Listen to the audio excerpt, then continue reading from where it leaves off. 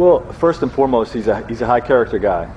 He's a great worker, very intelligent, got a good basketball IQ, and that's what we've sort of built this thing around over the last few years. Is guys that are going to be contributors to a positive culture.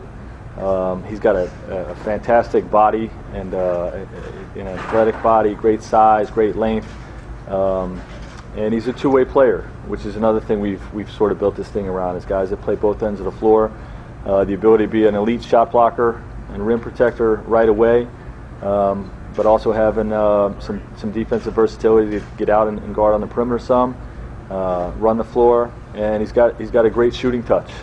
For a 7-footer, he's got a remarkable shooting touch. Shot threes in college. We'll see what his range is going to look like early on in his career here, but he's definitely someone we feel like can contribute right away, but has maybe even more upside and potential because he's so young, because he's got such a great body, and because he's such a hard worker. How does he fit into the desire to go smaller and faster? Well, if you're going to play, there's two types of ways to play small. You can play small at the 4, you can play small at the 5. I don't envision us playing, centerless basketball. We still want to play with the rim protector, but we'll probably play more of Paul George at the 4 spot, and to have somebody that can still be out there and protect the floor, and playing fast is also about trying to play with more space. So if you can have a rim protector like this that can shoot the ball with range the way he can, will contribute to what we're trying to do on the offensive end. He's regarded as a good shooter and has three-point range, and maybe you don't even slot him into a position, but you regard him as more of a 4 or 5? I consider him a 5 right now. Obviously if you're going to play against big teams, with his ability to space the 4, he could probably play some 4 in certain situations, but I consider him a 5. Frank, we saw you FaceTiming. What was your message, and what did he have to say? Oh, he's just thrilled. All these guys that get drafted are thrilled to be drafted, and he expressed when he was here a strong desire to be with this team. He loved what we've done in the last few years, and he loves the city here, and just believes in our culture and the way we do things here. So he was hoping to end up here, and he expressed that to me, and just excited to be on board. Frank, with the rumor about David West perhaps opting out his last year, how did this change the way you guys approached the draft today? Well, we don't have confirmation on that, so we just went out and drafted the best player. Frank, would you play with Boyd, or would he be a backup? Situationally, he could, but we envision him as more of a center. Frank, there are a few games this year, particularly bigger games for Miles, where foul trouble kind of plagues his day. There's still a few holes that shown in his game and those games. What are the things that you think he needs to work on the most, and as far as foul trouble, getting away from that? Well, yeah, it's just going to be, all rookies come into this league get in foul trouble, so he's going to have to understand angles, and we've done a great job, with our coaching staff here of taking guys like Roy Hibbert who have had foul problems and sort of drilled in the discipline to play the game without fouling. It's one of the biggest points of emphasis of our coaching staff, and something that I expect have some learning curve, as all rookies do, but something that I feel like our coaching staff is really good at developing. He's played 1 year of college basketball. Given that, how much can you expect out of a guy his rookie season at his age? Well, he's young, and obviously he's going to take some time. We feel like his upside 2 years, 3 years from now, may be more exciting than what we see this year. But we do feel like he can contribute this year, with his ability to shoot the basketball and protect the rim and the way we want to play. So, certainly he's a young prospect, but a lot of reason to be excited about it.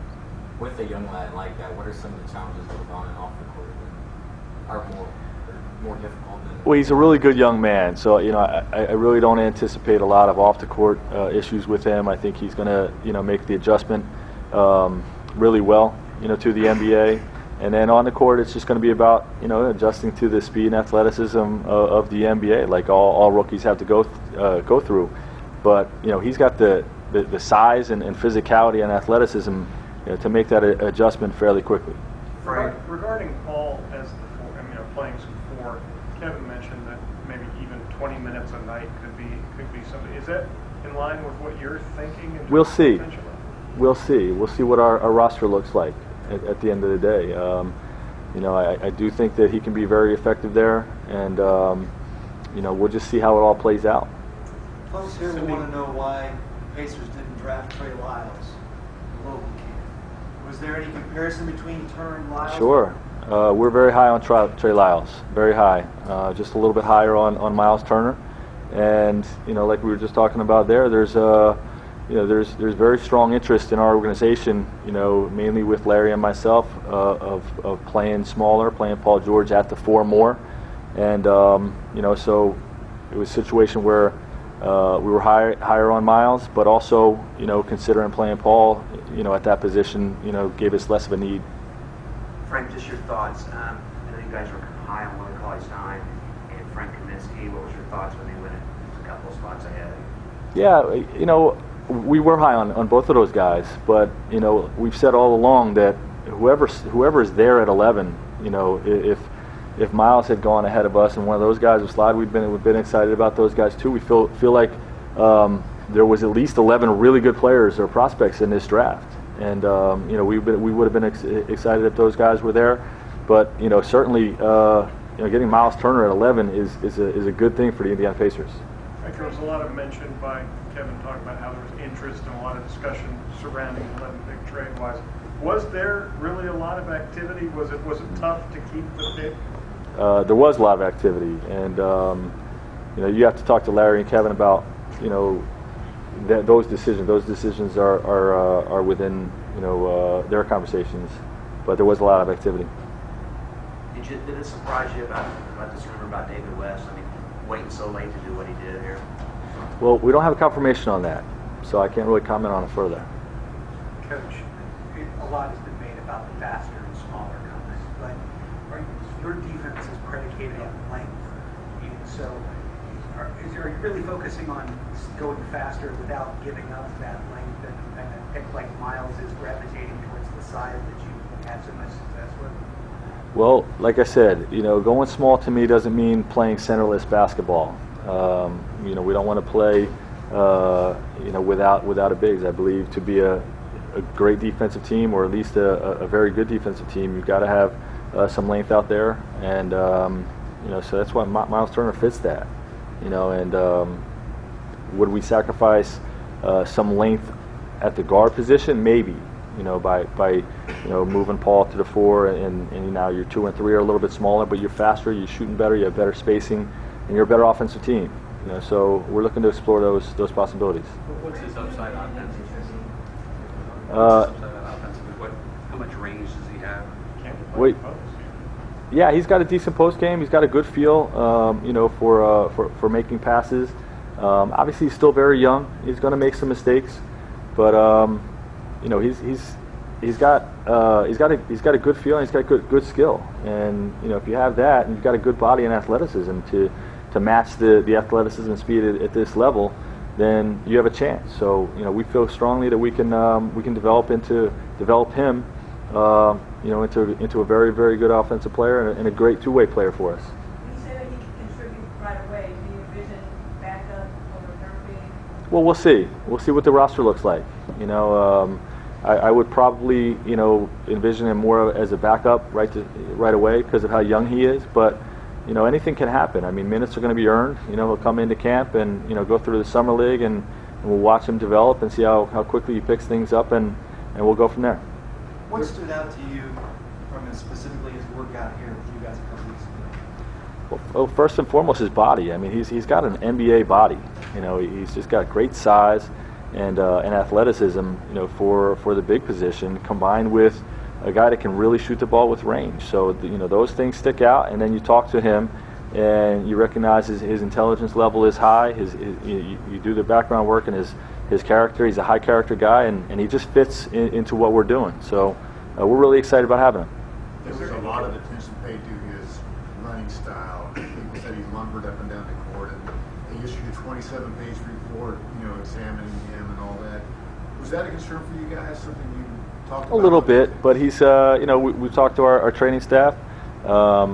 You know, they've examined it, and they feel like he's doing some things to sort of change his running style, and you know, we think that's going to help him.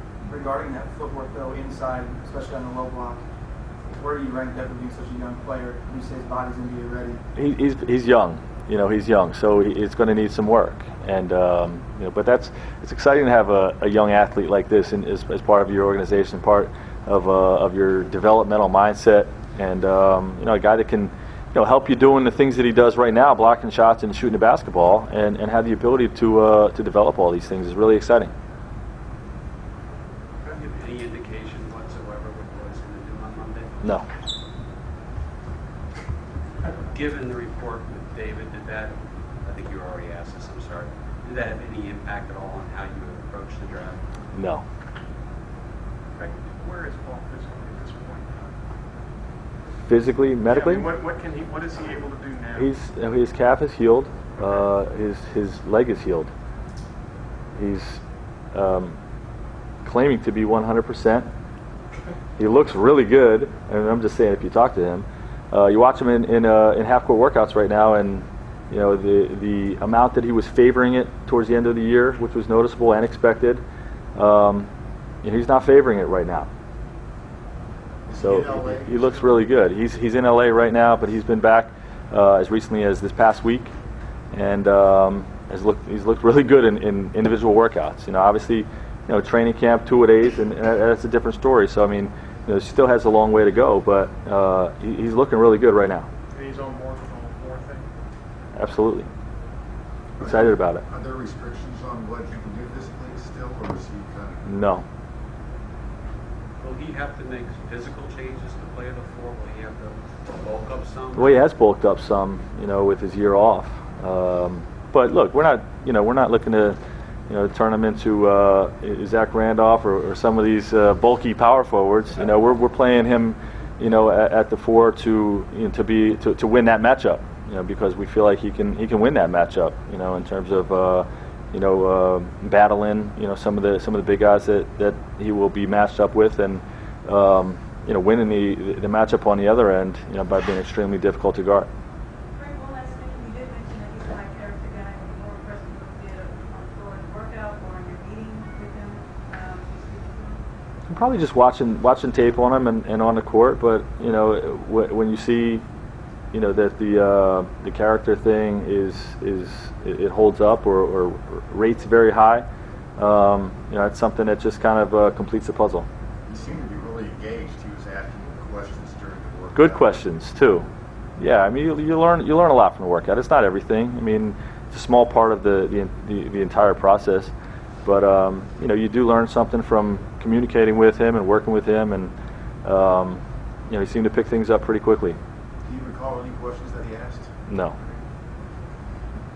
We worked out 150 guys, I think. Maybe not that many.